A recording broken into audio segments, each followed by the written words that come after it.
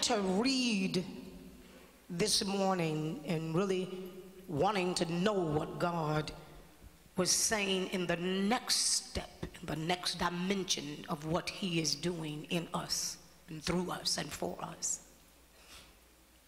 he began to make me aware that now that the lie has been removed, the teacher is now present. There is an old saying that says, when the student gets ready, the teacher will show up. But in this instance, the new saying is, when the lie is erased, the teacher of the truth will show up. The Bible been telling us about, for he shall lead, meaning the Spirit of God shall lead and guide us into all that is true. All the truth. Not just some of the truth, not just part of the truth. But this Spirit is designed, produced and orchestrated by God to get into the minds and the hearts and the souls of the believers, to lead them and guide them into all truth.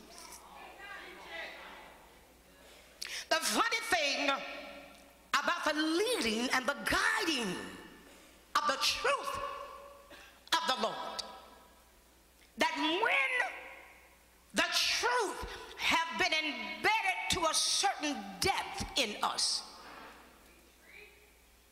when the truth have been placed in us and in a deep way, the Bible said, from the depths of our heart, because only the Spirit of God searches the mind and the spirit and knows the depths of the heart. And so in order to rid the heart of the lie, the Spirit of God must have the power to go to the depths, of the heart, which means the power of God have the ability to go deeper than the lie.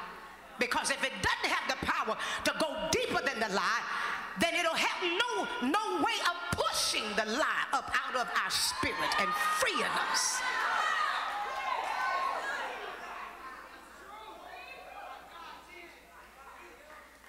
Sometimes when the Spirit of truth comes, because our ears and our minds and our mindsets are accustomed to the lies, it becomes difficult to embrace the truth. As a matter of fact, a strange thing happens when truth shows up. Everything in us began to fight against the truth and become offended by the truth, because we're so used to living in the lie that we choose to believe that the lie is who we are rather than the truth is who we must become.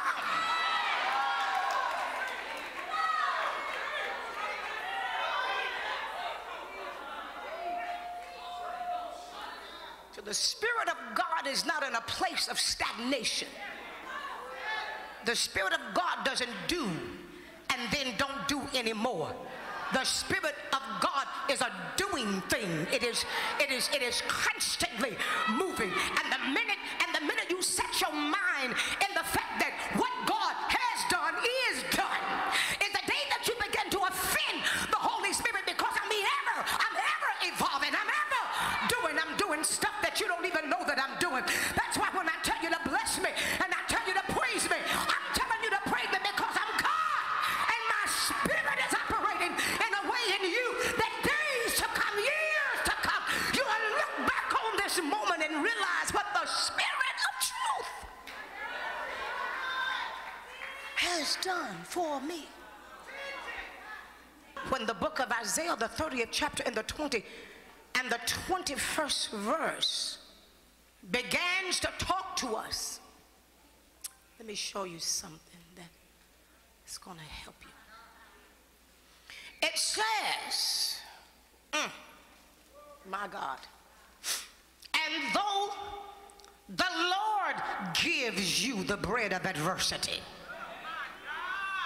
and the water of affliction, yet your teacher, with a capital T, will not hide himself anymore, but your eyes will constantly behold your teacher, and your ears will hear a word behind you saying, this is the way, walk in it. When you turn to the right hand and when you turn to the left, then you will defile your carved images overlaid with silver and your molten images plated with gold. You will cast them away as a filthy blood-stained cloth, and you will say to them, be gone. In other words, there is no power to rebuke what hinders you until the spirit of adversity has been given, because the only thing that's going to make you seek God to a place that you